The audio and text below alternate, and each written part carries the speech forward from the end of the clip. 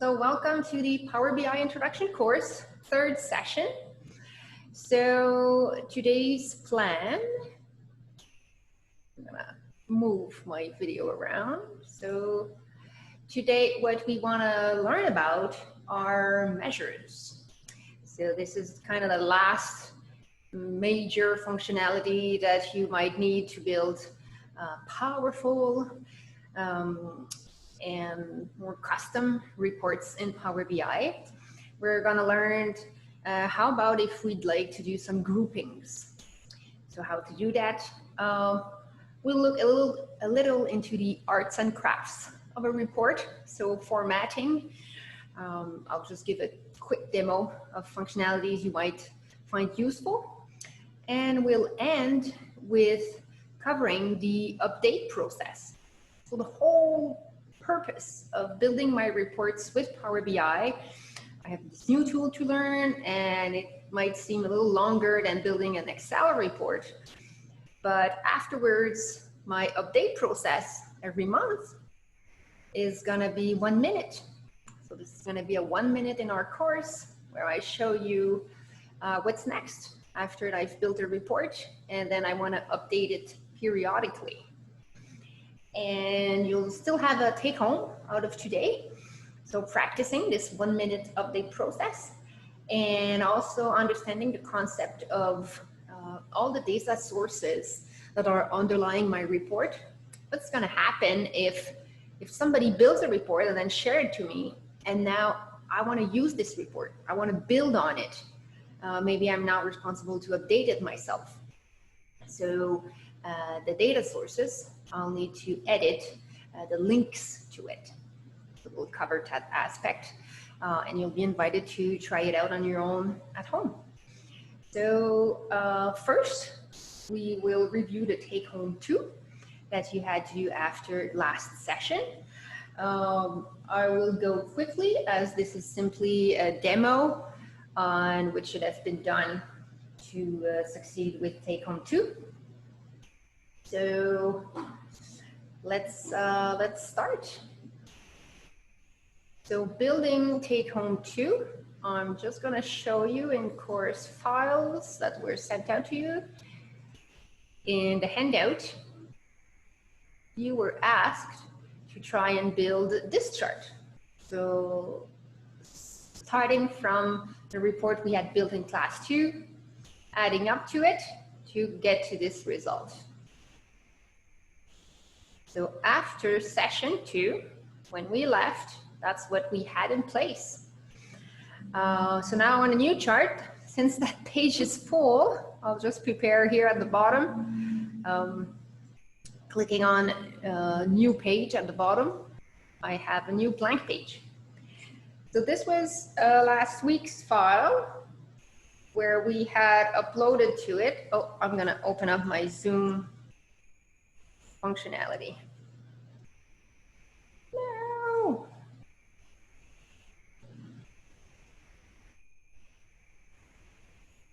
Voila. So the file we had last week, we had imported a source of dates with information about our fiscal year. And then we had a few sources that are similar to extracts you can get from your outcome tracker. So you were asked to add an additional data source. So voila.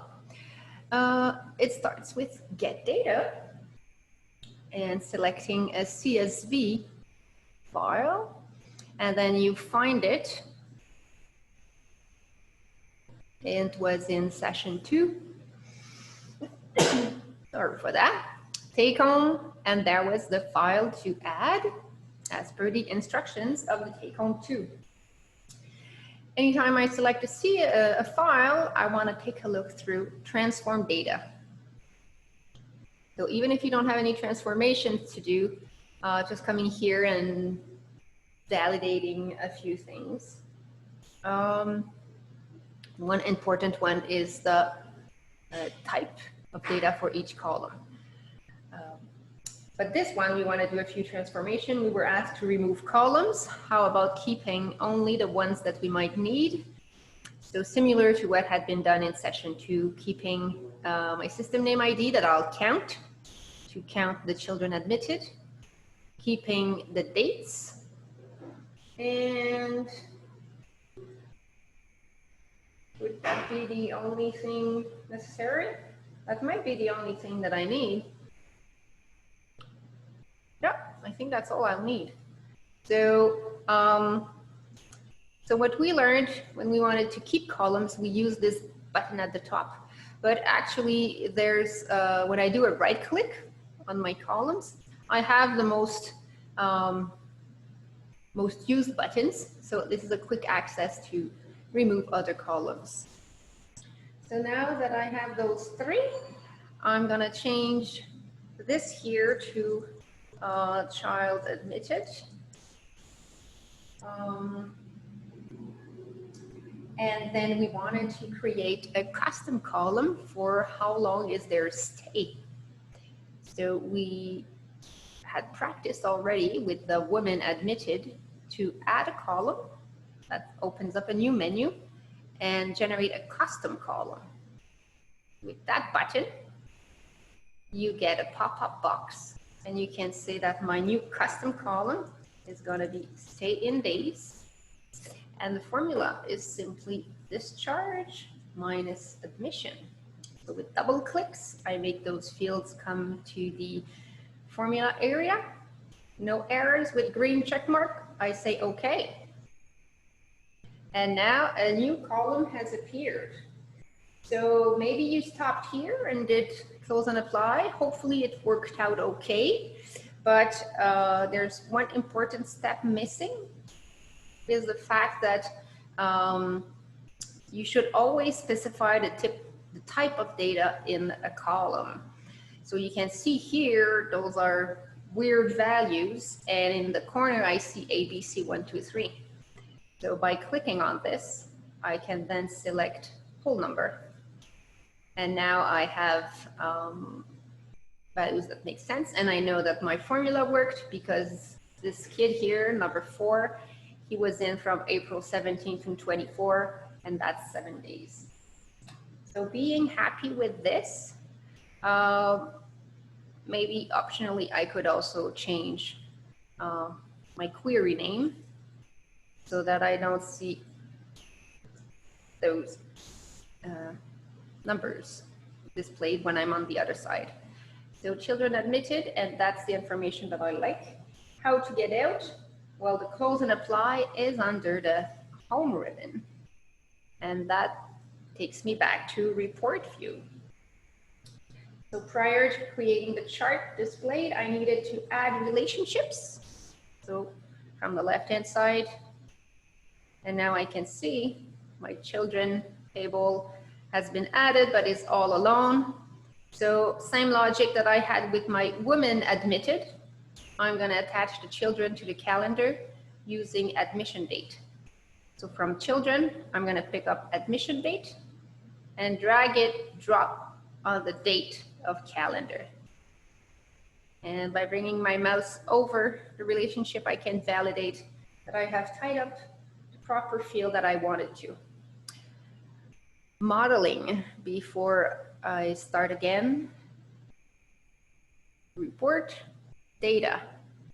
In this view, I get a detailed view of my data. So currently I'm only interested in the new thing that I brought in, my children. So from the right, I'll click on children admitted. And now I have a display of my children admitted that I brought in. And I tour my columns, wondering if everything's going to go smoothly. So children, those are numbers. Yes, though I'll simply want not to sum those crazy figures, but simply counting the rows, which is going to give me my number of children admitted. The dates columns I won't really need. Oops. No, I don't want to delete. So those I won't visually need them at this point. So I may hide it. So then my view in report view is less cluttered. And then how about my stay in days? So that's cool, that's numbers, but I won't be doing the sum of those neither. I'll be more interested in the average length of stay.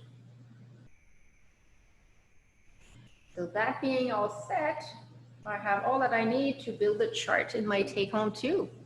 So I'll go in report view and let's start building a chart. So it was a chart with stacked columns and lines. So it is this one. So that's the icon that I select. When I select it, underneath, I have the fields that I can fill up.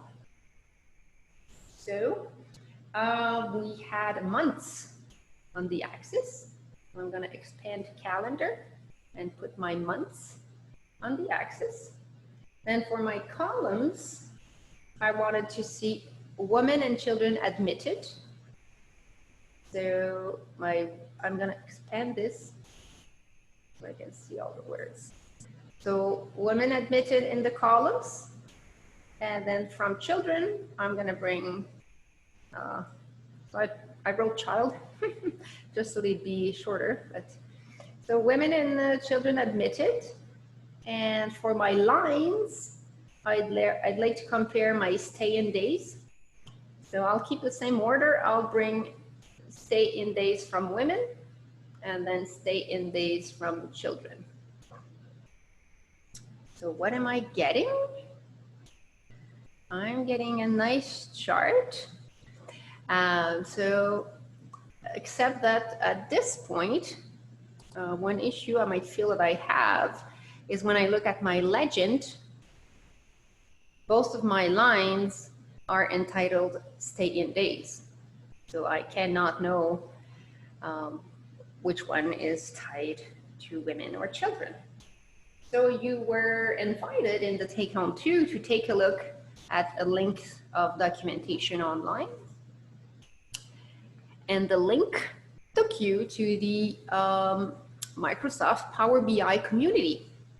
Okay, so that's the website, the community for Power BI. So it has an amazing forum where anybody, nobody, or somebody may post questions and then you get answers.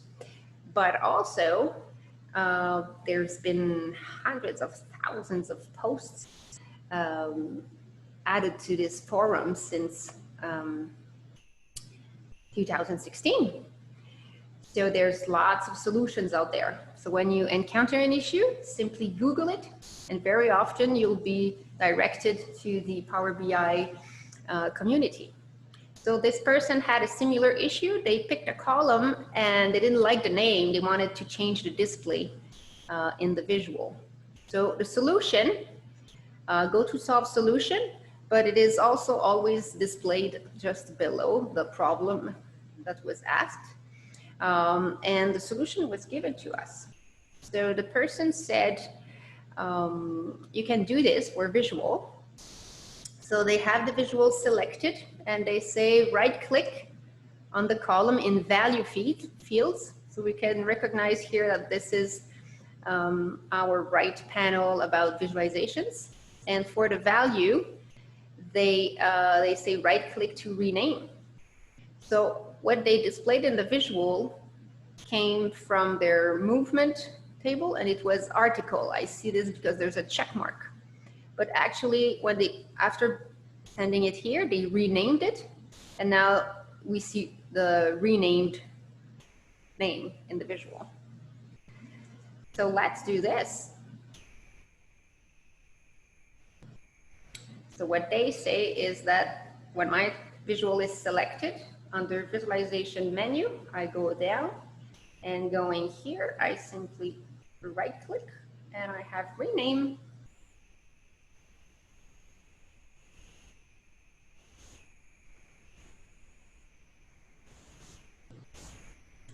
And I'll do the same.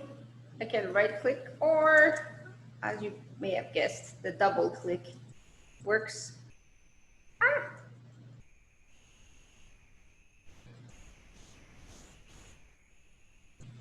Okay, so now I can make a distinction between my two lines. You were invited to also add a secondary axis, because now my columns are way tiny at the bottom because I have a very long length of stay. So how about getting two axes for that chart? So that's under the paintbrush. Any formatting is happening there. And for my y-axis, I'll want to have a secondary axis.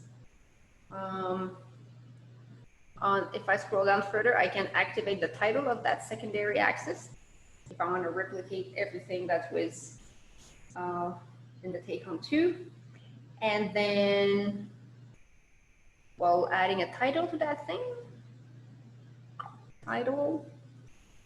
So the title was admissions and average length of stay for women and children.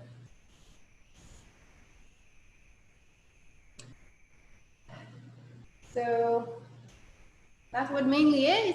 If I'd like to change the colors, well, in the formatting data colors, I could pick a different color for each of the lines. A step that I will skip. I'm not too much in the arts and crafts, especially if we don't have only 2 hours. I'll show you some more critical stuff. So hopefully you had found resolution for that. So that was working with a file that contains a full year values, and we were using the calendar Excel file where we had the information that our fiscal year starts in April, ends in March. So that's why the time axis is displayed that way. Voila. So if there's no questions on take home 2, let's start session 3. So I'll save this and close it. Yes, I'm too quick. Okay, session 3. So this is what I'd like us to build today. So similar stuff. Again, we're gonna count the calls and get the average of a call length, but I'm gonna show you to get to that result, similar result with other new tools. So if you were just watching and you'd like now to tag along, it is time to have your computer handy, and let's go under File and get a new report.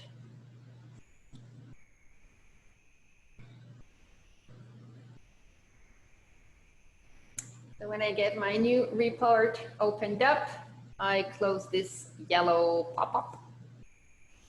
I like always to collapse the filters panel so I have more space in my white canvas. So hopefully you got your handout printed. Maybe it's gonna help you to follow along, and if you want to take notes. So we'll start with activity number 1, creating a new data model. So we've been doing those steps lots of times, so hopefully it's going to go smoothly.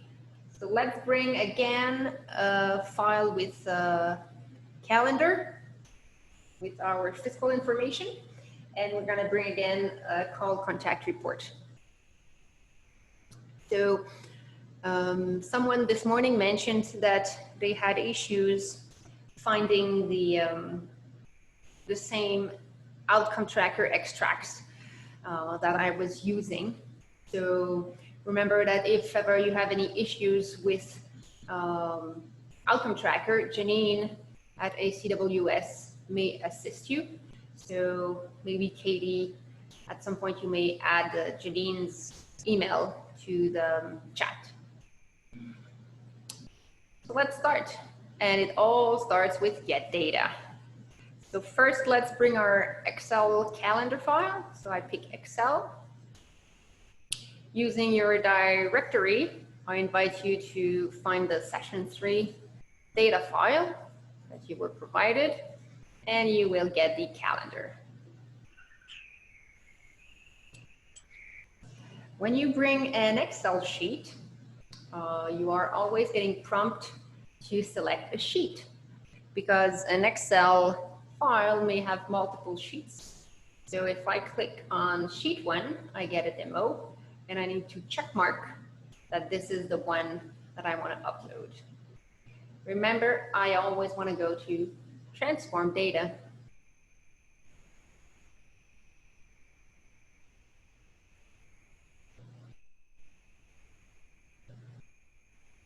And now we are into our Power Query editor. If ever this does not pop up, we'll take it down. You may find it by going on your Power BI desktop icon at the bottom, and then you would be able to select it. Or if you were at some point ever too quick and click on the yellow load button, then realize, oh no, I want to go in Power Query. So remember that by hitting transform data, it's going to take you to the Power Query window, which is this window. So we are bringing a calendar file. So we'll do basic transformations. So keeping only the columns we want to. So by holding the control key, I am able to select date, fiscal month, month, quarter, and the fiscal year. So there are only 2 columns we don't want to keep. So when I have yellowed out the columns I want to keep, so I'm showing you today quicker access to most functionalities. I'll simply right click. You got to be on the column. You got to be on the column title. So being on a column title of my selection, when I right click, I can then say remove others. And one last thing I had mentioned about Excel files, there might be blank rows at the bottom that you want to get rid of, only keeping rows that have content. So I go on a column where there should be mandatory information on each line. And actually in this file, there is mandatory information on each line. So with the drop down arrow from one column, and it's going to work out with any column except the date one. But from here, I'll hit load more, because I only see now 1 to 12, but what about this is incomplete? And now after hitting load more, it's telling me that yes, there was some null values in here. So you want to remove the check mark for null and do OK.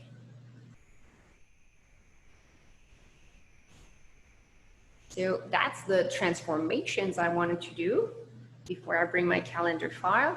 And furthermore, notice that what I'm about to bring in is called sheet 1. So here, I'm going to rename this to calendar. So that's the name of the query, and the query is going to generate the table in my report view. So this is when I go close and apply. And I'll take a second while this is loading.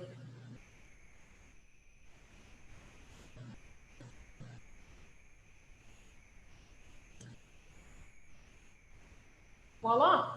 So on the right-hand side, I can see my calendar has been uploaded.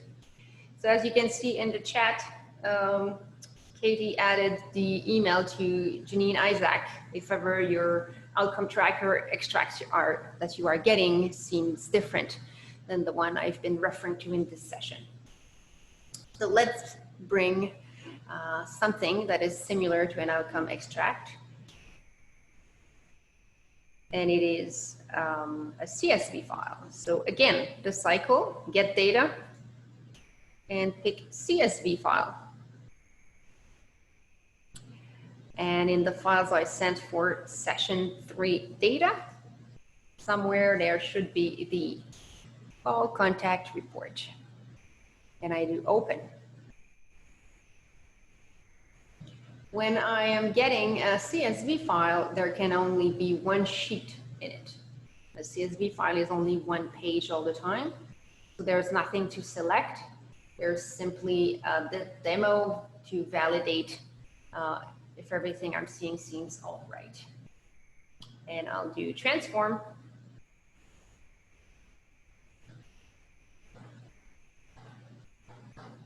So on the left-hand side, I see my calendar that I had just previously linked to.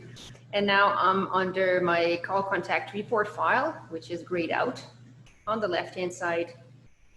Again, basic transformations. I'm going to keep only the columns that are going to be useful to me. So the first one, system name ID, I'll use this to count how many calls I got. So I'll keep that columns.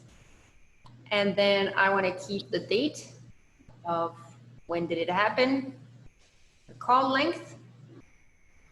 And I can use the bar at the bottom to scroll lightly. So I would like also to keep what type of requests I was getting. And was that request admitted or not?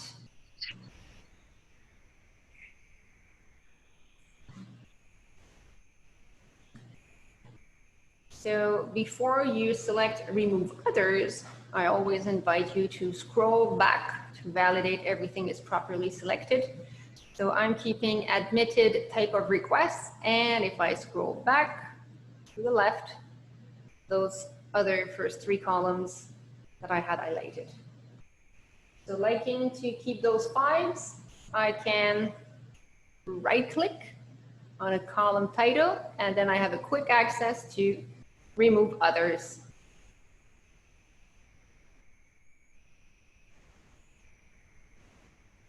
Great. So there was lots of information in that report, but only those 5 columns are going to be meaningful to me. How about changing the names? The first column is now going to be named calls. And third column, that's way too long. So I'm going to change this to call length.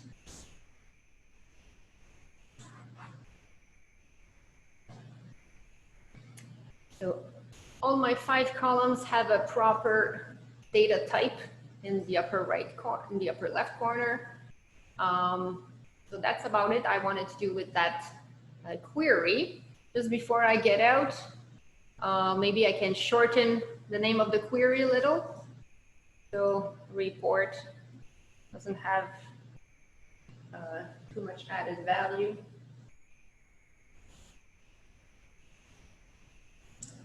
How about making it plural? So my call contacts information. So that being done, I'm ready to close and apply.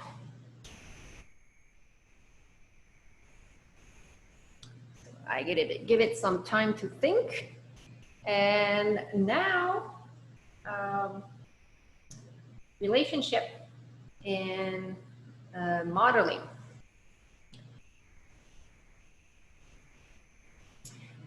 So mandatory steps always come out here. And now I have 2 tables, and I want to take some data from each of those tables in a common chart. So they need to be attached together. So the common field between both is the date field. So just pick date in one of the 2 tables, and you drag and drop on the other date. Once I do so, I like to hover my relationship to validate that the proper field have been attached. We're gonna build a chart about it, and then I'm gonna come back and give you a small explanation on once again, on the purpose of a relationship. But for the moment, let's just execute and understand that this should be happening. What's next? Going into data view. So from my left side, I go in data view. And now I'm going to tour my columns and wonder if there's anything that needs to be done with it. So date, I needed that for my relationship, but I won't use the date column exactly in any visual. So I'll hide in report view. So on my date column, I right click to hide. My fiscal month number, we did this last week. This was useful to get the proper sorting. So again, this one I'm simply going to hide.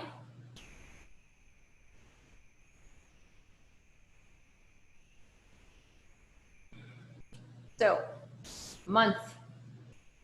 When I click on month, I can see in the upper left corner, this column is named month, and it is a text column. So to Power BI, those are simply words. We know that those are months, but for the computer, those are simply words. And if I was to do nothing with it, when I put this on an axis, they would be listed in alphabetical order. So rather, that's no good. So when I don't want words to be listed in alphabetical order, when I have in mind a specific order, I need another column telling me that that order. So July is my 4th fiscal month. That's why you see the number 4. And if I scroll down, well, I have all my, that's all my July months, voila. And August is my 5th one. So all the data is there, sorted in a weird order, but it's all there. So what do I need to tell the system? My month column should be sorted in the order of fiscal months. So very important and useful button, a little hidden to my taste, is the sort by column. So my month column with words should be sorted by fiscal month number. Once I've made the selection, I can see that when the column month is selected, here, grayed out, it states that it's being sorted by fiscal month. So that's what I needed to do with my calendar table. So I remain in this environment, but on the right-hand side, I can now click on Call Contacts, and then do the same process with this table, is to review each column to see if I need to do some modeling. So my calls column has numbers in it. Therefore, here, default summarization with numbers, Power BI always picks some. But on that column, I'll want to be counting. How many rows do I have? Because each row is a call. So I'll select count. Date may be hidden.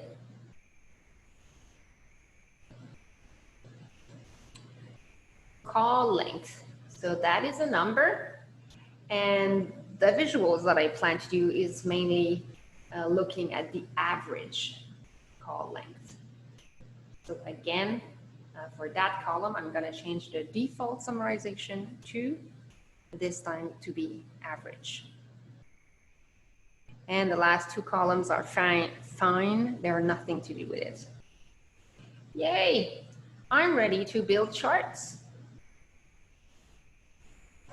So going to report view, I have my white canvas. And before I move to the second point on our handout, creating a chart, I will do a save. Because we're never too safe.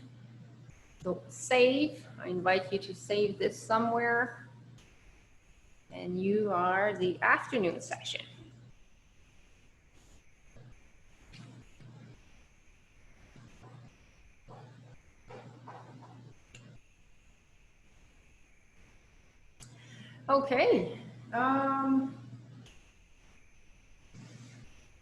let's create a very basic column chart. And I want to talk to you about the relationship. So let's do this. Let's pick the fourth one this time. Okay, the clustered columns, having columns side by side. So a clustered column chart. On my axis, I pick from one source, my months. That's going to be on my axis. And then in the call contacts, calls, where it's going to be counting. And here calls, if I click on the downward arrow, I can see that it is counting because I set it as to be the default summarization to be for that column. So these are the two fields that I just picked for my visual, months and calls. Voila, here's the chart, and the months are listed in fiscal order, starting April. Well, they're in real order. And my outcome tracker extract that I got out this time only has 3 months of information. So let's say we are early July and we just built our first Power BI report and we're uploading the first 3 months of the year of data that we have. So a small parenthesis on what is the relationship doing? What's that thing? Why do I tie up those two tables? So let's understand here the chart we have in front of us. On the axis, I specified that the first value is going to be, the axis is going to be month. And then first month is April. And for April, I can then calculate from my call contact report that there were 59 calls. So what's the process going in the back scene for Power BI to be able to bring two sets of information together in one chart?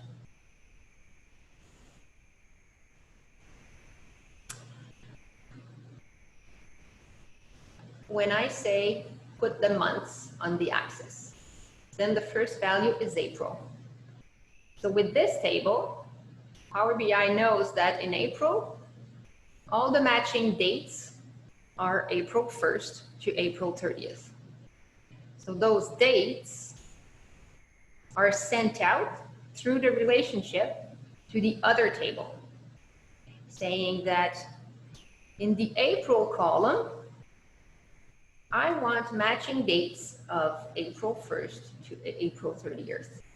And now in this table is filtered to keep only the rows matching April dates, and then we can count the calls. So that's what the relationship is doing. And then on my graph, I would like May values. So the month of May is related to a set of dates, May 1st to May 31st. That set of dates is transferred with the relationship to call contacts to then filter and keep only rows with May dates. Afterwards, we can count how many calls we got.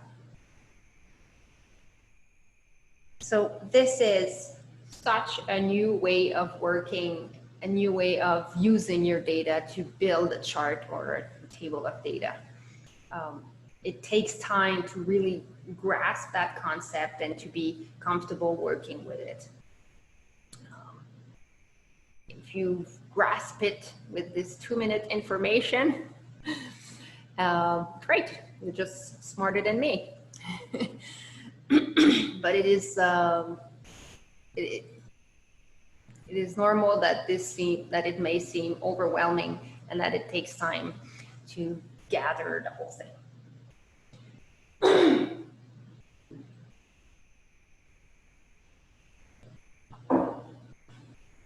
Okay, let's make a second chart.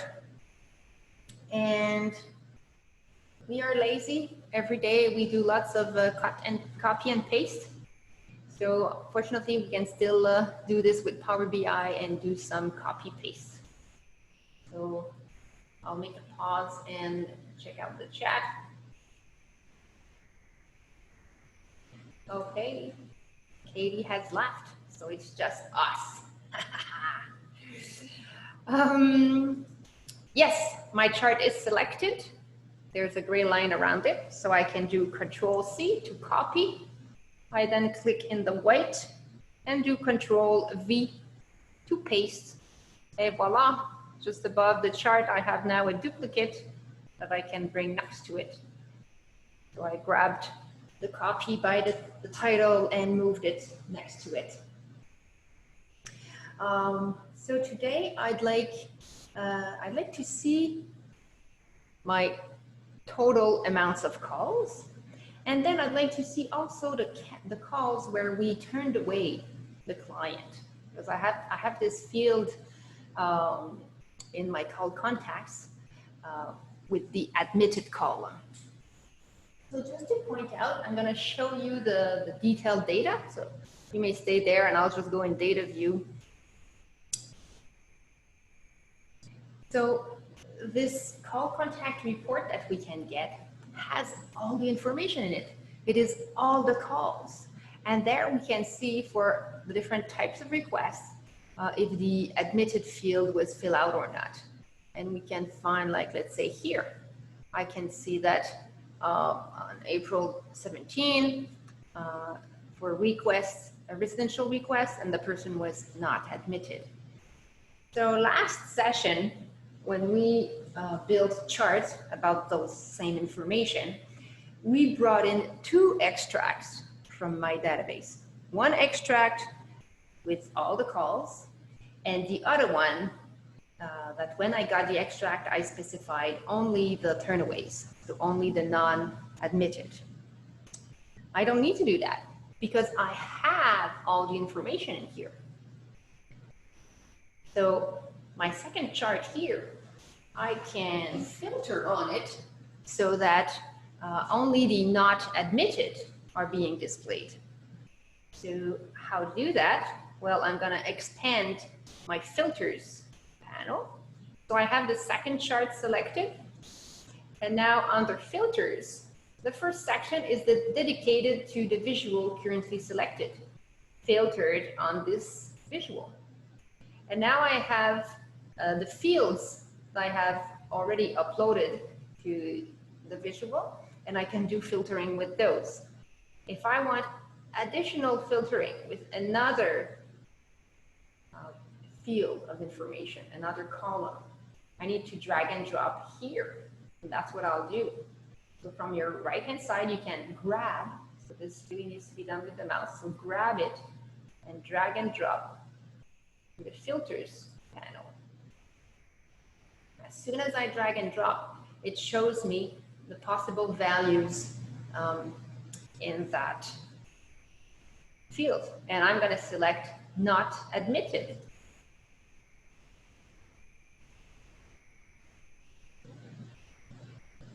So now, what do I have? 2 similar charts, but I can see in April, I had 8 calls not admitted compared to a total of 59 calls. So that's the functionalities you had learned until now. Okay, building my charts using columns that I imported. And if I wanted to filter on a specific date, on a specific set of data, I could use, when I click on it, I could use filters panel to filter on it.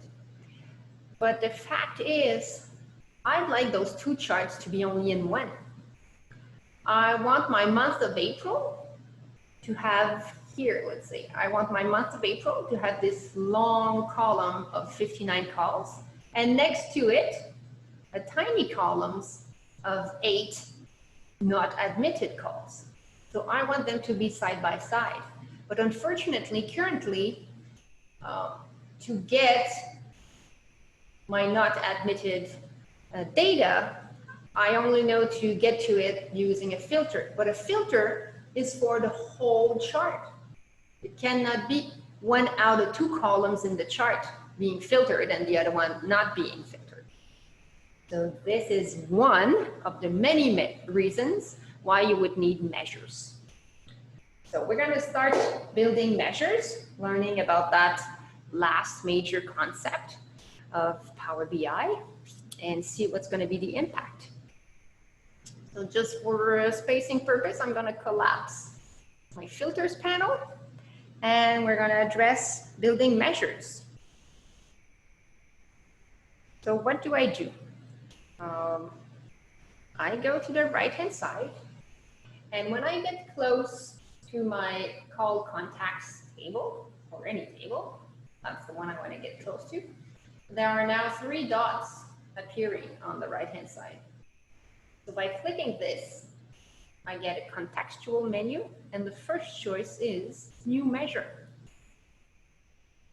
So once I select New Measure, after a few seconds, there is now something new listed under my call contacts on the right. It's called Measure, and it has a calculator icon. So this is where the measure that I'm creating is going to get listed. And the creation bar is a formula bar. So I now have moved upper left, and I have a formula bar. So measures are a formula that I'm going to give to the system. So we're going to start, just to understand what it's doing, we're going to start by a very basic one. So at first, we type in the name of it. The name cannot be measure. So measure is written here by default, but I cannot keep that. I need to create my own name. So I'm going to call this calls count.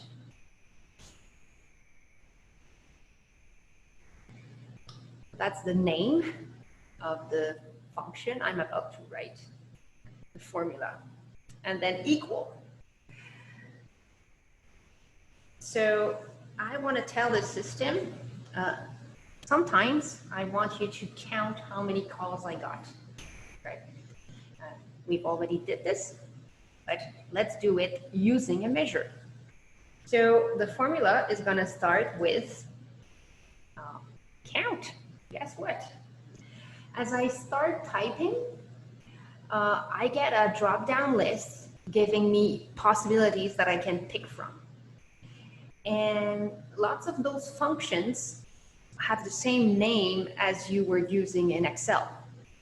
And they have the same functionality.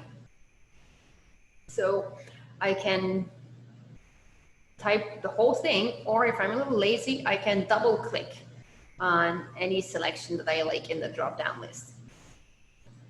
So I double clicked on count. So now it wrote the whole word count and opened up the parenthesis.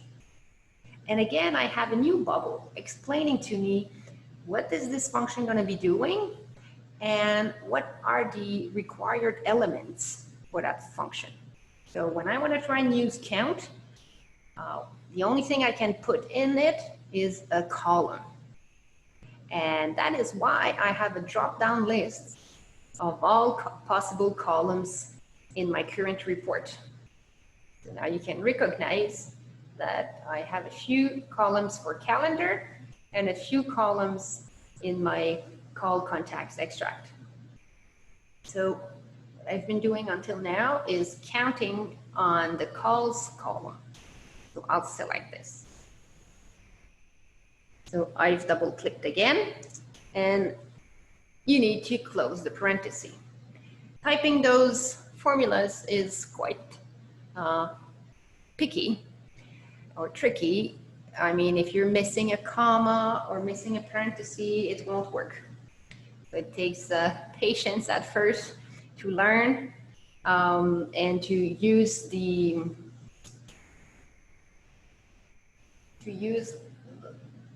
all the bubbles that are appearing and giving you insights.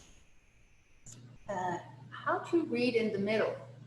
Okay. And I can add spacing so that it's easier to read. So I had the equal, I use the count function. I need to have an opening and a closing parenthesis, and I can add more spaces to make it, to improve readability. When I refer myself to a column, the column name must be in between brackets.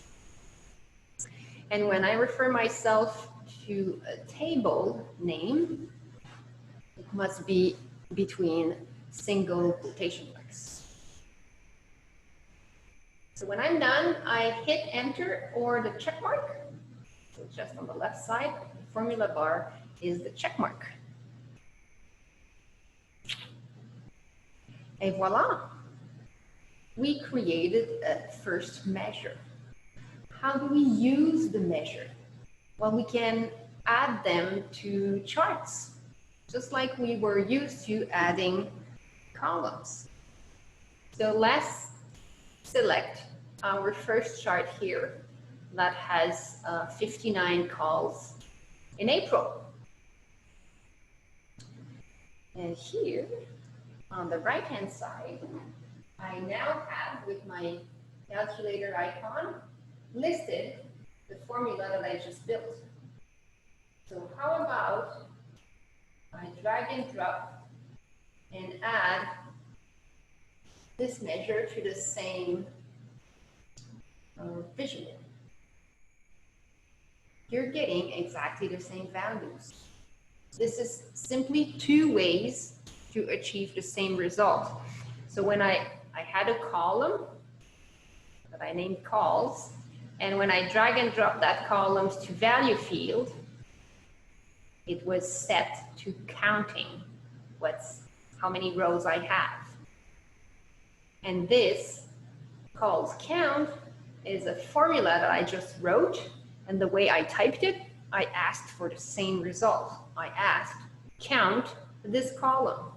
So obviously, I'm getting exactly the same result.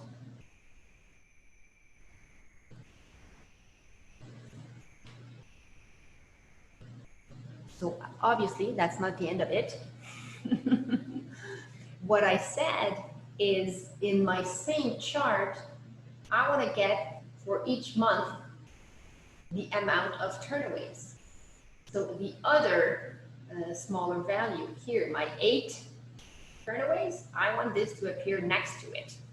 And to do so, I'll need to create a measure.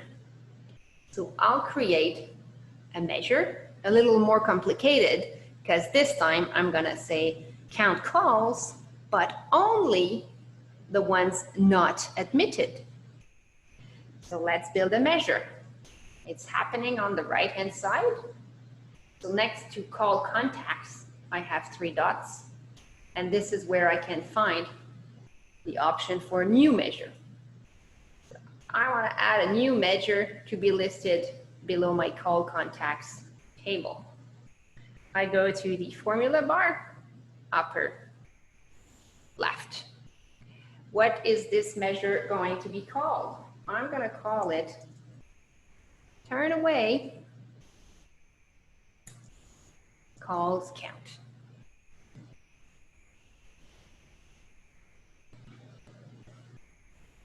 Okay. So this is definitely again about counting calls. So let's retype the same thing. Count. So as I start typing count, if I select it or type in my open parenthesis, and in the list, I'll select calls.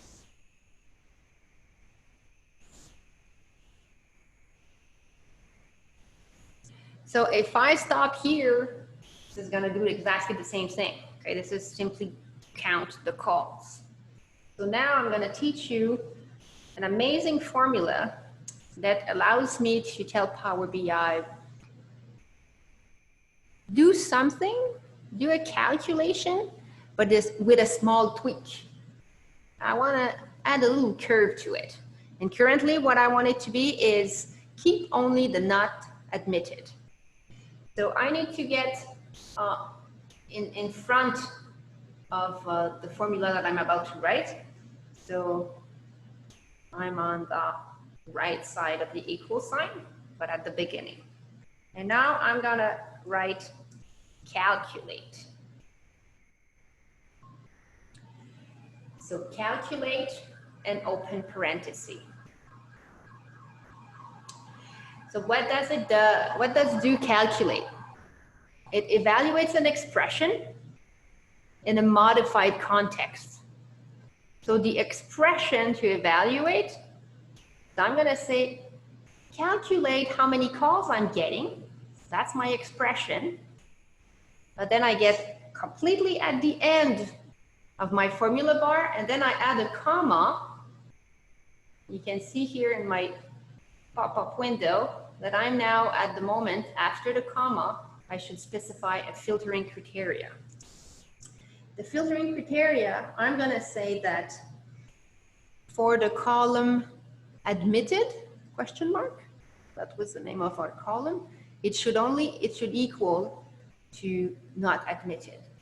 So start typing admitted, and now the only suggestion you get in the drop-down list is the column admitted question mark. That's where I have my information about whether it was admitted or not. So I select it.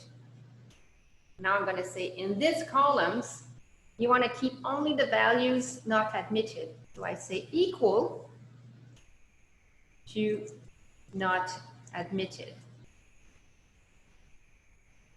Ooh. So I'm getting this red underlying. This means I'm doing something wrong. So when I specify the value that I want it to equal to, it must always be in regular quotation marks. Voila. So when it is in red font, that is okay. You can see here that the functions are in blue fonts. The columns and tables that I'm referring to are in black. And now that I have specified a specific value, we respected, it is it is in red. So the formula reads, calculate how many calls I got, but in a specific context, do a tweak, and on that column, filter out to keep only any rows that has the not admitted value. So obviously, this needs to be written exactly the way it is in your extract. So even with the spacing and capitalization. I love it. I hit enter or the check mark.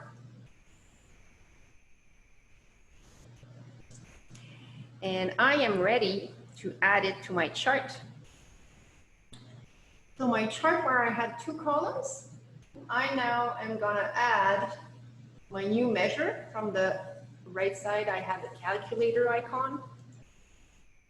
And I've added it, and now I'm happy. I have my big 59 column, and next to it, my tiny 8. So I'm gonna get rid of one of the columns. So I'm gonna get rid of the first one. When I want to get rid of something from a chart, I remove it from the visualizations panel. So I'll click on the X to get rid of it. Voila!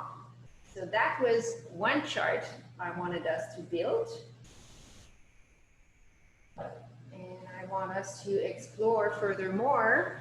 So we can get rid of this one. This was enabling us to validate the value.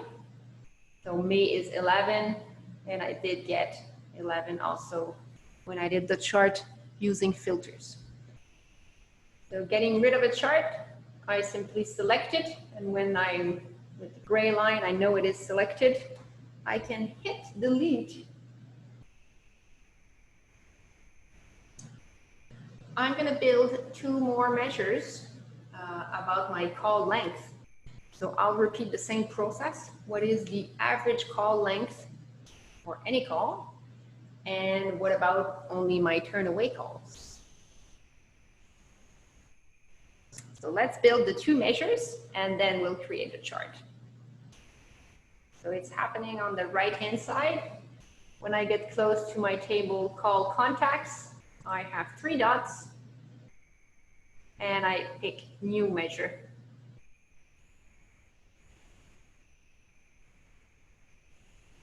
I have my formula bar. I'm going to call this AVG call length.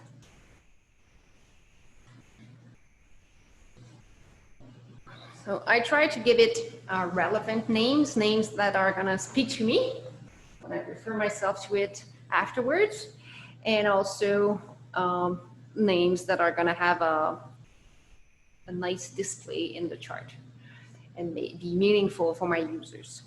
So maybe you can guess that the function we'll be using is average. So I start typing average, and the first one is, how about average that returns the average of numbers in a column? So that's exactly what I want. The average formula, the only element that should be entered in it is a column. And now I have the list of all my columns in my model, including my call length column. So I'm going to pick this. And I'm going to close the parenthesis. So as easy as that.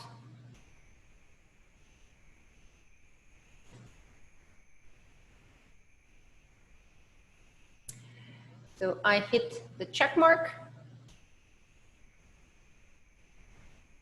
And I'm ready to build another measure. If I'm on a roll and I'm building lots of measures, maybe some of you noticed that I have a new measure button up here in this menu. But this button is not available all the time. It is actually available as I was writing one measure. So I'm going to go the long way, and I'm going to go on the right-hand side next to my table, and under the 3 dots, there again, I can find the new measure button. And let's do the other average for turn away call length.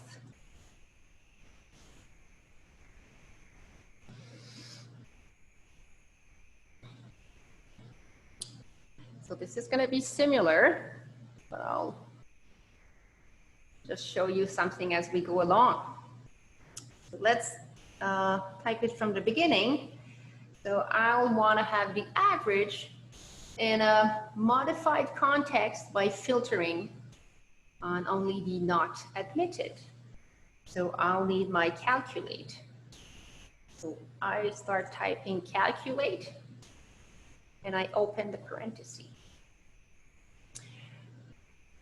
And when I use calculate, I could type again the whole average function that I just did, or I can refer to another measure. So how about if you start typing AVG? See, it's showing you here the AVG call length. That's the measure we just created a second ago. And you see the measure icon of a calculator. I'm going to pick that. So inside my calculate, I can refer to another measure. And to me, it even makes more sense when I use it that way, because the whole purpose of calculate is calculate something with a small tweak. So Power BI, I told you the formula to get my average call length. And now sometime I want to see that value in the context of only not admitted. So start typing admitted to get access to the column of not admitted. And then with the equal sign, specify that you want the not admitted using quotation marks. So my quotation marks are under the shift period keys. Sometimes some people have it using the number 2. So, voila, closing the parenthesis. Very similar to what we just did for counting the turnaway calls, but now we're looking at the average call length. So I'm ready to put those two in a visual. So I'm on the white of my canvas. I clicked once, and now I can select line chart. So we're going to add something similar. We're going to pick month to be on the axis. And then I'm going to pick my 2 ABG. And when it's measures, like simply doing the check mark, Power BI knows that those are going to go to the values.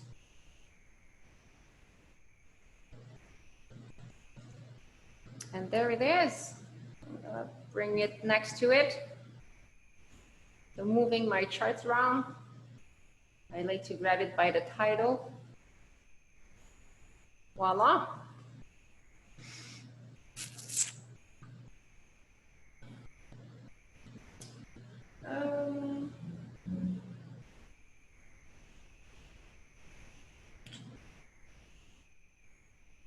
Questions? Or is everybody happy?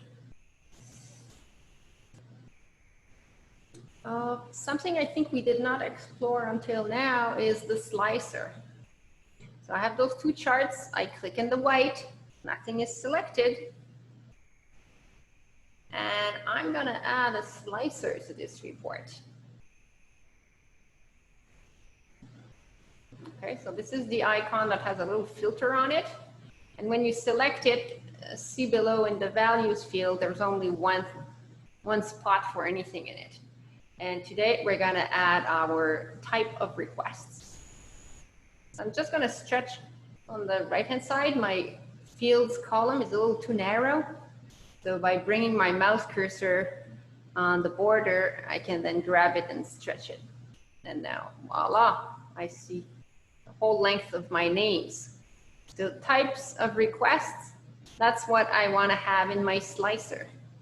What's going to happen is it generated lists of selections that I can make. And when I have this and make a selection, it affects my chart. So turnaways, I understand from looking at your data that this is something you mainly fill out with regards to residential admission requests. So when you're getting a crisis support call, I bet you just handle the call and there's no turnaways. So when you fill out the database, you don't check mark if somebody was turned away from a crisis support call. So by selecting crisis support calls, we don't have values anymore for the turn away. But when I select residential admission requests, now I do have turnaway calls. And now I'm comparing more similar information. So that's the purpose of a slicer. So that was one big topic for today, understanding and knowing that measures exist and how useful it can be to build custom charts by keeping your report as simple as possible, meaning that here I uploaded to generate these reports. I simply need my calendar file and one extract from the database. And with that extract, I can show multiple sets of the data. I'll take a look at the chat. Okay, well, thanks for joining. So somebody had to leave. Next topic.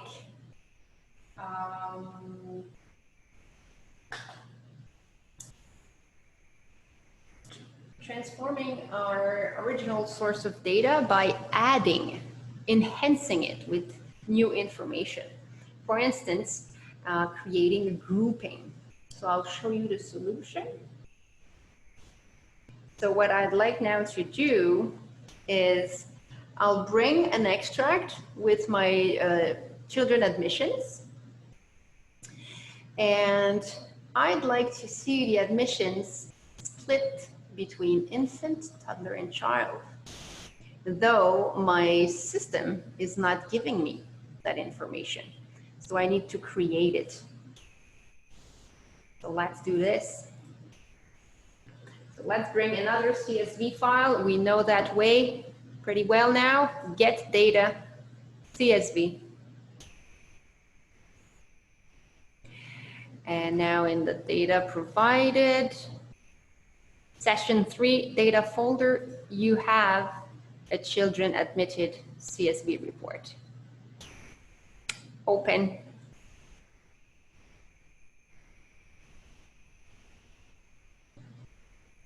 Always hit transform data.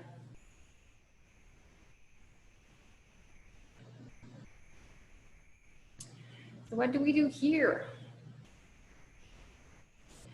So we first want to, like before, let's just keep the columns that we want to keep. Okay, so for this one, it's going to be very basic. I'm going to keep only 3 actually. Okay, system name ID, admission date, and move all the way to the right. Last one is age at intake. Okay, so I've selected age at intake. I scroll back to validate that my first 2 are still selected also. And now I'm ready to remove other columns.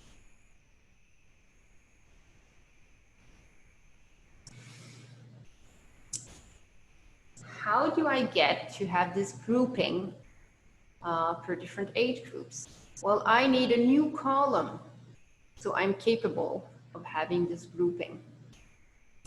Creating a column, well, we have a menu for this, is the add column. So previously, we had learned to do a custom column where I could do a calculation, for instance, and we calculated stay in days. Now, today, what we'll be using under add column is conditional column. So using the age of my children, I'll be able to define different age groupings. So let's select this, and we get a pop-up window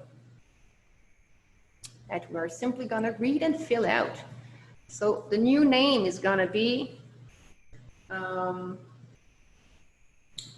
child grouping or children grouping.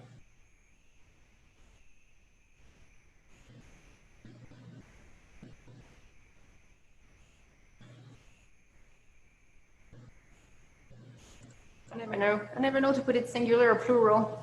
Singular is nicer because it's smaller. What if? Well, what is the rule that I'm gonna say? I'm gonna say if the information that we are seeing in the column age at intake is less or equal to, so that's the last choice, less or equal to 1. So this means age 0 or 1. And then call this infant. And I'm gonna use the button add clause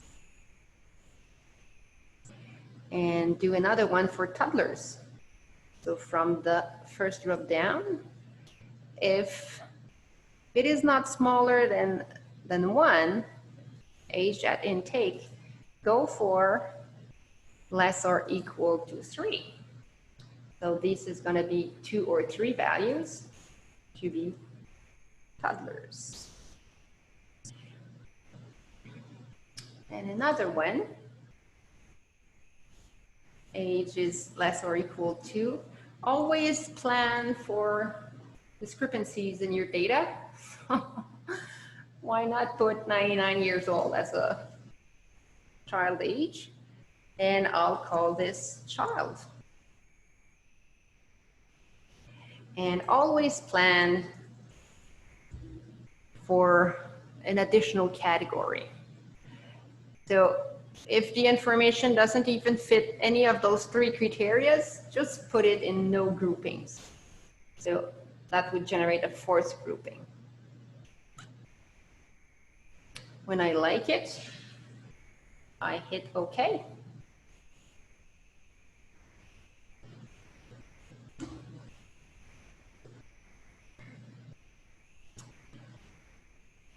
So if I stop here and I bring this to my report, the child group column, this is text. This means that it can only be sorted alphabetically. So it's going to be listed child, infant, toddler. So that's going to be a weird order to display that information. So to have it being displayed in a logical order, I'll need to create another column to define what should be listed first, second, and third. So we need to do another conditional column.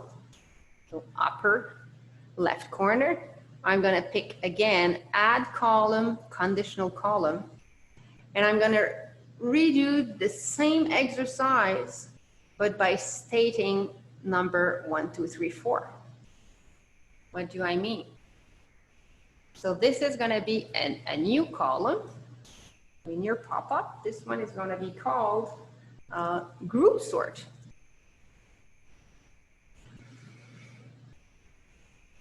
And I replicate the same rules.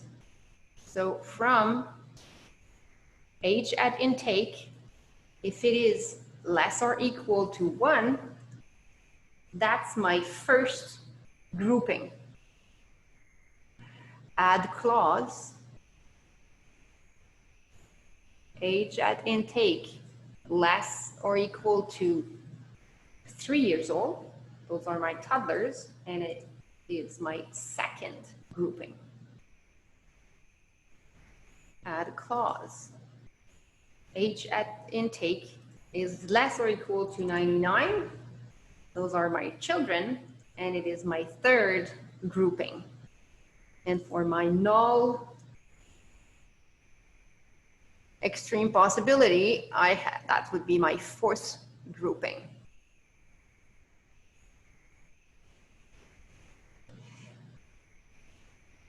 So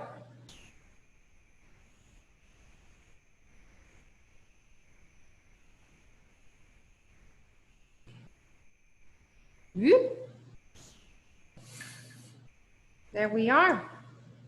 We have those 2 columns, and using those, you'll be able to do something nice. Before we leave, I always want each column to have a data type specified. So group sort, I'm going to say that those are numbers. And child group, when I click on the ABC in the corner of my column, I'm going to say that this is text. So the data type has been defined for each column.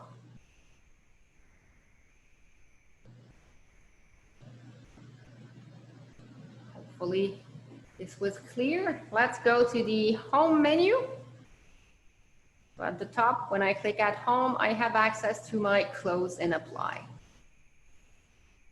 And what can I do with this? Well, wait a second. Anytime I upload data to a report, I must go through the steps.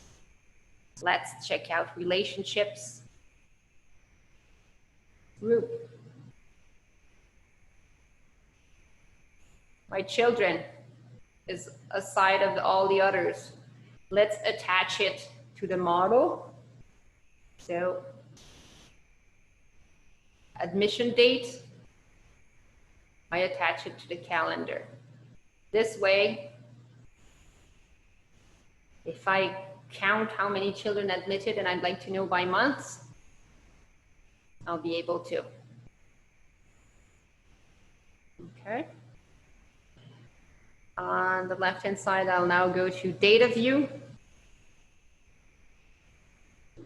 On the right-hand side, I need to select my children table.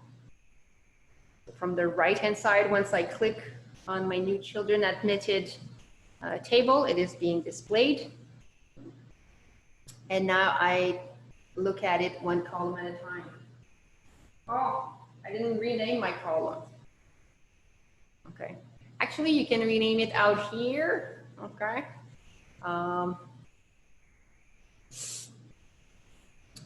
rather show you always the best way to go about it. But it is true that those can be done here. So those were child admitted. So a few things if you forget to do in Power Query, well, you can always go back, or a few things can also be done in here. So my child admitted, I want those to be counted. So that's good. Ooh, spelling mistake. Well,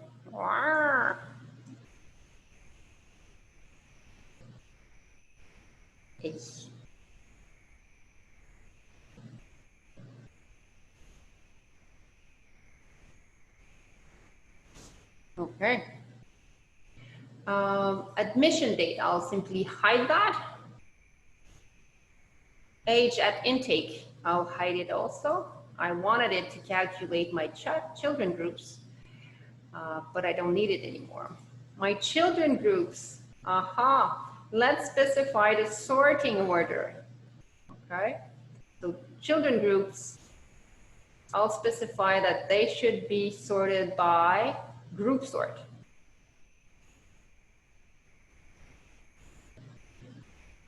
There it is. And group sort may simply be hidden. Voila.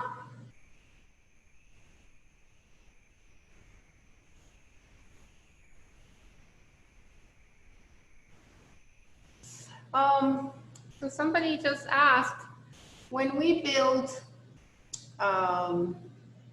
we first built this conditional column, child group, and then we built the group sort. Yes, when I entered my conditional criteria, I could have specified if equals to child, enter 3. If equals to infant, enter 1.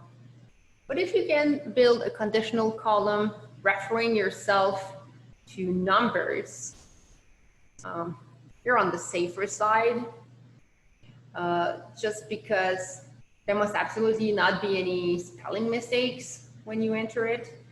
And moreover, if you go back later on and you'd rather like to call those children, then you'll need to remember to also come and change the other formula, because you came and changed the way this word was being displayed. So that's why I rather create both with an identical logic, referring myself to age at intake. So that being done, I'm ready to build a small chart with my children grouping. So let's simply build a bar chart. Bar chart is the first type, and I'm going to upload 2 stuff from my children admitted. So I'd like to see my child groups and know how many children admitted. So that's the only thing I'm going to upload in my chart. So my child groupings and my children admitted. And there it is.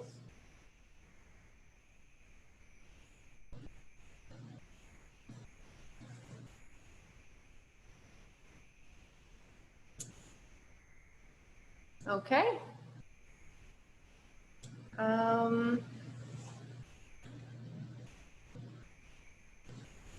So this could be a full report. Let's do save.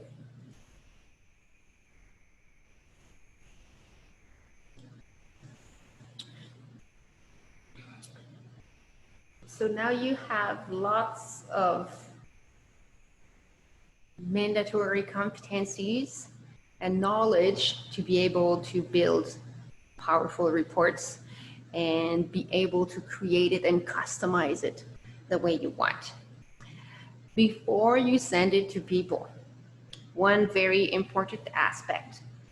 Once you're done with your report, let's say, okay, I feel this is complete. I'm not going to add anything else on that piece of paper. You need to validate how everything is interacting together. Because people, when you send it the file, what will they do? They click everywhere.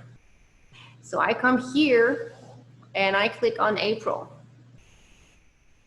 Whoa! The whole page changed. What's happening? Ooh, change again. I click again on April. Ah! It's changing. Okay? What's happening is, we mentioned this in first session. That's a strength of Power BI, to have everything on your page interact together. But sometimes it generates weird behavior. Just like here, my line chart. Now I only have one value.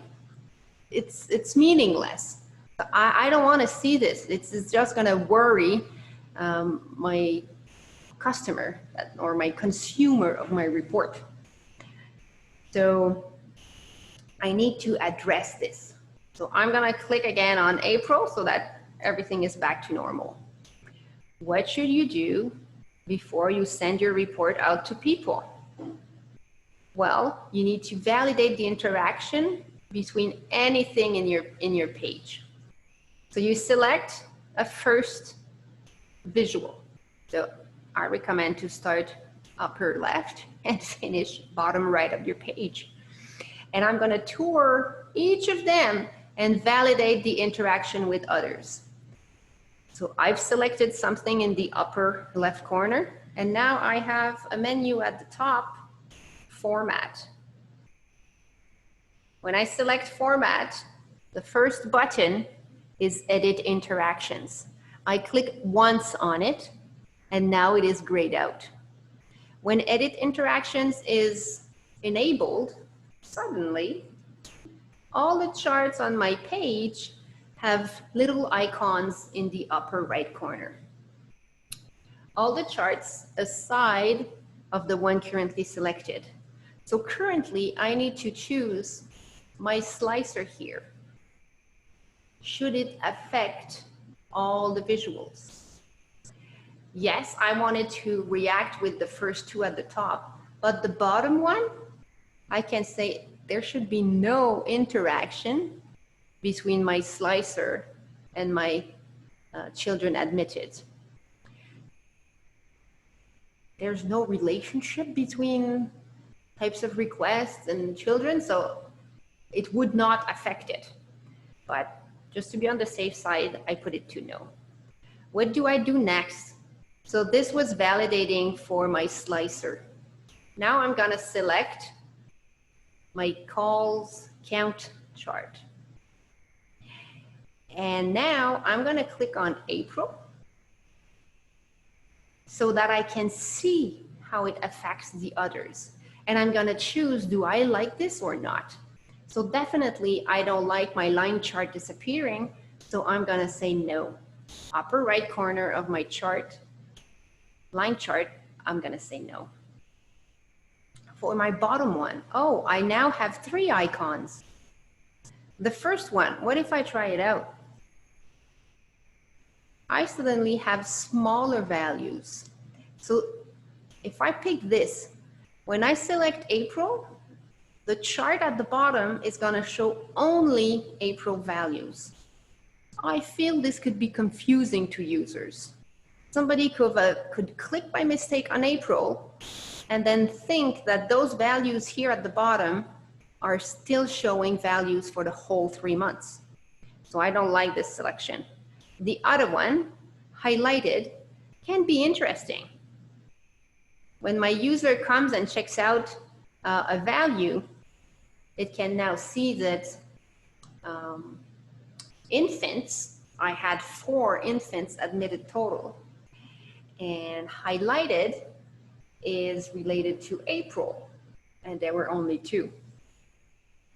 So I like this. So with my slicer, I'll say no. So once I'm done covering this visual, I click again on April to stop filtering everywhere else, and then I go to the next one. I need to click on each visual one at a time to validate what's the impact on others. How about if somebody clicks here? Well, okay, that's not too bad of reactions. I'll let it be. Maybe always simply remove the impact on my slicer. I don't want that. Okay, click again on April in your line chart. So now there's no filtering happening. And what about my children chart? Well, when I click on different groups, obviously nothing's happening in my calls count, okay? So this would not impact those. So just to make sure that doesn't change in time, I'm gonna hit no, no, no everywhere, and now I'm safe. Once I'm done touring my whole page and setting up the interaction, I can click one time on Edit Interactions. The button is not grayed out anymore, and I don't have icons in the upper right corner of each visual.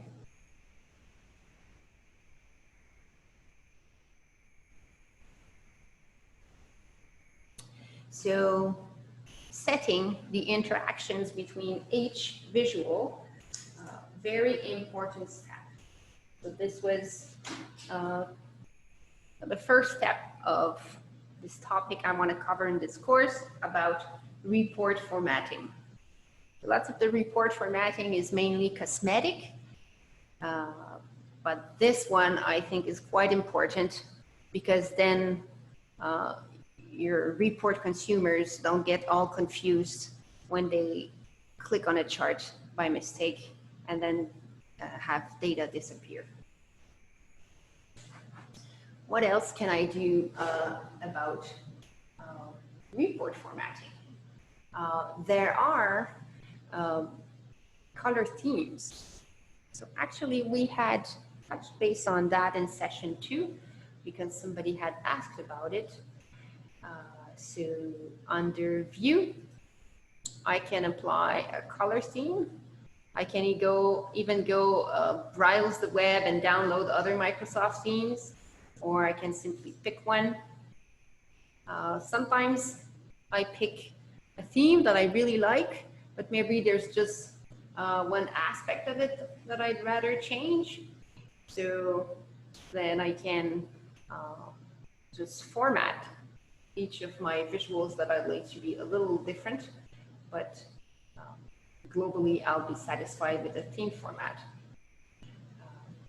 So coloring can be reached by applying a whole color theme, or as we had already learned, if I select any individual chart under the paintbrush, I can set data colors. So I've selected a smaller turquoise for my turnaway, and voila.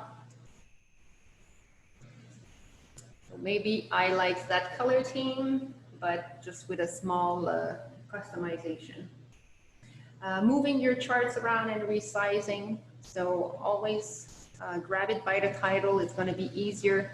Resizing, that's by bringing your mouse on the outline of the chart and then grab and move. Adding some statics elements. So maybe you'll want to insert a few things to your chart, like something as simple as a title. So you can add a text box. So text box, like this is the one that you get a pop-up menu for formatting. Voila.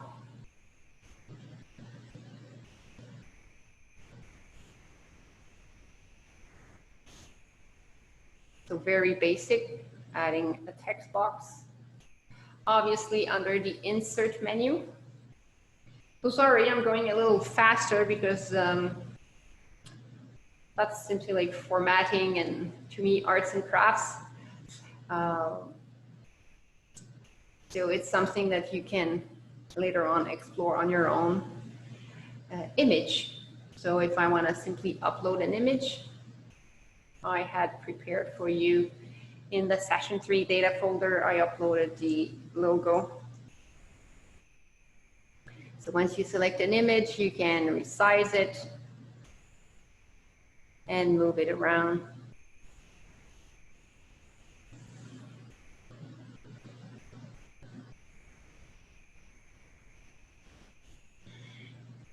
I've been doing charts a lot. I understand that maybe you'd rather see the data sometimes in a table format. So obviously Power BI does that too. Let's say here my children admitted chart. How about I change it to a table showing only the data? Well, I select it. And when you go to your visualizations menu, either the matrix or next to it, the table, are two visual types you may use. So I'll pick matrix. And now you have the same information, but displayed with a table rather than a chart. I really like charts because, but I understand that it takes time to get used to it, to using those. But once you're used to it, what's interesting is that it really shows a trend, or it easily shows values that are coming out of line. So here, yes, my children admission table has only 3 lines. So it is quite easy to grasp those 3 figures in a wink and just see some values that are very smaller than others. But when you have more data, just seeing numbers sometimes is harder to catch it only by a quick eyesight. Though, something interesting to mention, let's say you start using Power BI more and more, and you use it while you're having meetings. So you're having a meeting and you want to take a look and talk about call counts. So while being in your meeting, first you can have all your panels collapse on the side. Even my top bar can be shrinking. So I really have a bigger focus simply on my report, having collapsed all the menu bars around it. And if I want to talk specifically about one chart, remember that I can go in focus mode. So that's the small icon in the upper corner. And when I go in focus mode, then the chart fills up the page. When I am here, I can split the page in 2, because upper right corner, I can ask to show as table.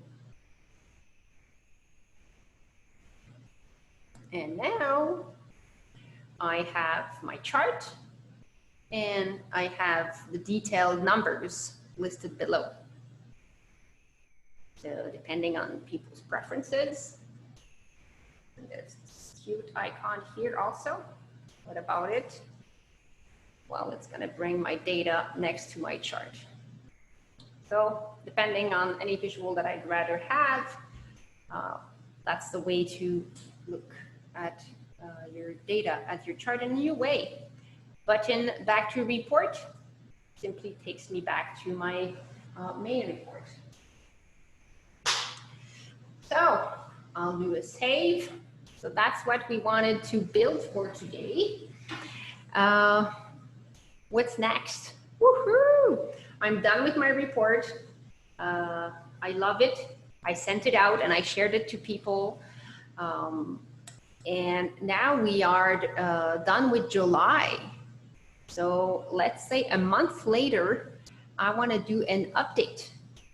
So how will I do this? I'm going to close my report. And I'm going to pretend that I'm a month later. Just give me a second. I need to do a little something so I don't lose my data. Okay. So I'm a month later. And to do my update, all I will need is go get new extract from my database, my call contact report and my children admitted. I just need to get new extracts and replace those because those are the source file feeding my report. So how do I do this? Well, I don't really have a license for Outcome Tracker. So what can I do? Here, I made myself a July update folder, and you have this in the take-home. So in the take-home, you need to experiment the same thing. So I got this file here on the right side from Outcome Tracker, and it contains now the July information. So I'm gonna now replace the one I had saved and that was feeding my report. Replace the file, yes. So your files need to always have the same name. So I recommend you keep the name it has, the generic name it has, just as it's coming back of your system when you download it. And then the children one, that's on the right side, the children one has July information in it. And I'm going to replace the previous file that I had. The previous one only had information April, May, June. So that being done, I open back my report. The report could have remained open. It's just to like replicate the scenario that a month later, that's fine.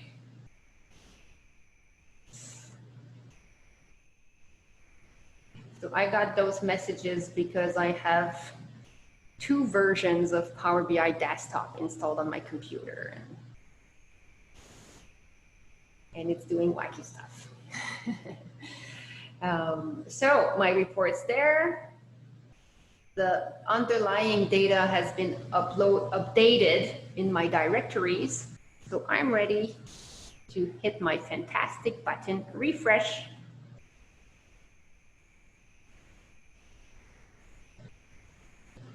And voila. So the number of children admitted increased and July has appeared in my charts. So that is, in a minute, the update process.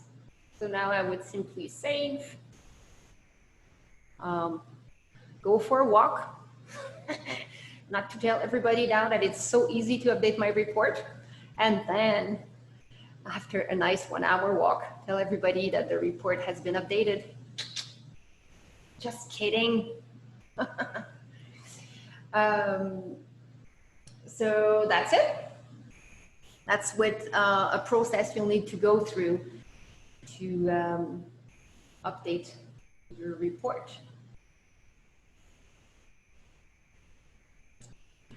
What about one last topic? Another scenario. Somebody has shared a report with me. Okay.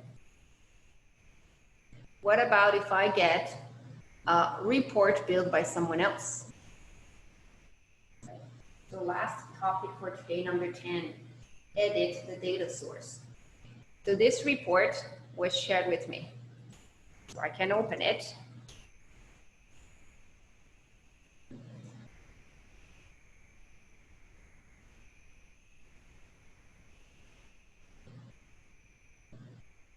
So if I simply want to read it and use the slicers and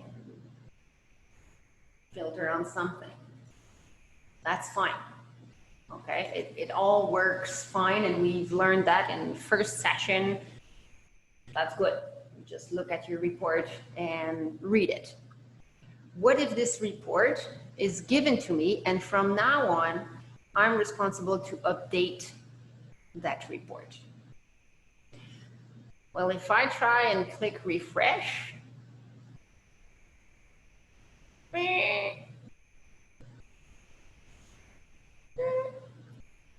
says it could not find the path to Adele.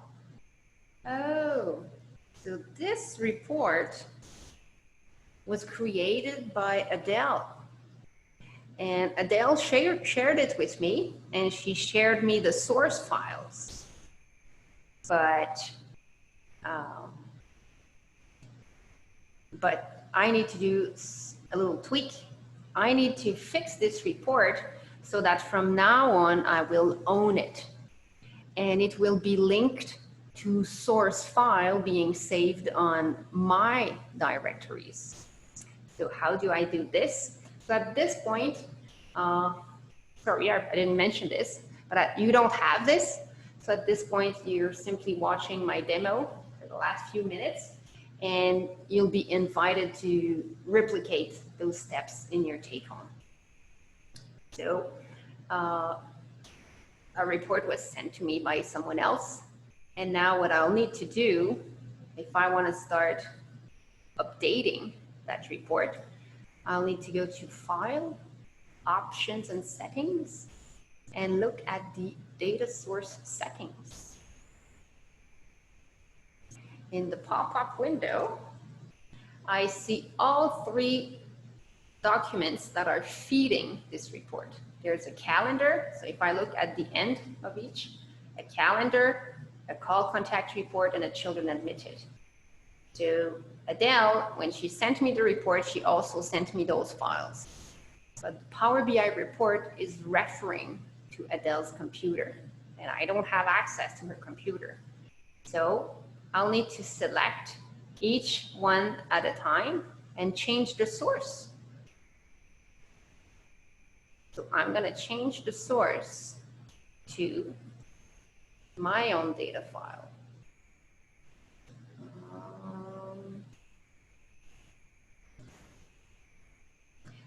No, I'm going to remain in the take home.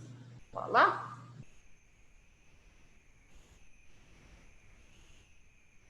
And I do this with all of them. So now the call contacts, I'll change the source and I'll browse in my directories to pick call contact that I saved on my computer. And children admitted, change the source for the one that I saved on my computer.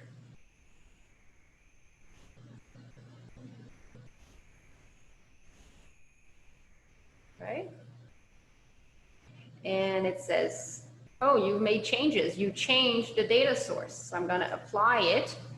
So at first, well, it doesn't seem like anything changed because I just changed the link, a file of calls for 3 months was generating the report. And I just changed the link to say connect to this same file now being saved on my computer. But now I'll be able from now on to update. So if I,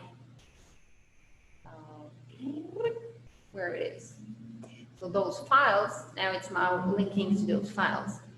If I update those files with July data, then the report is going to get updated.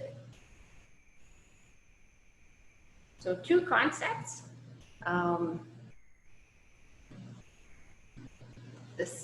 If you build a report and you're always owning it, The concept to update it is just replace the current file with updated ones, the source files. And an additional concept to understand if someone is giving you a report, and maybe hopefully you guys can do this among yourselves. Maybe in one shelter, they have a data whiz employee that's going to build an amazing report, and then that person will be able to share it to other shelters, so that you guys can simply get outcome tracker extract and then upload it to the steps you'll need to do to upload your own shelter information. It's going to be file, options and settings, and changing, oops, I went quick, changing the data source settings.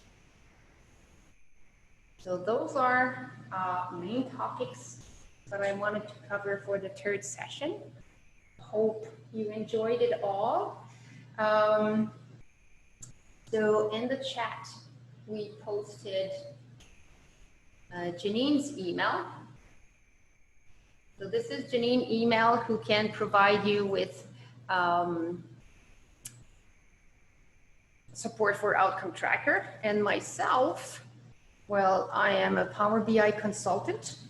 So I really enjoy delivering this custom course for you guys. But further on in the future, if you'd like some technical assistance, you can also contact me for that aspect of it. But before, please try and Google it. Use the documentations that I have pointed to you, the community, the Microsoft documentation. There are loads of videos online. And this takes time. This is an amazing, powerful tool. So therefore, like, there's a learning curve. So hopefully you grasp it and deal with it on your own. But if you'd like further assistance from me, you may contact me for future work that we could do together. I guess that's gonna be it. I'm gonna stop the recording. Thank you.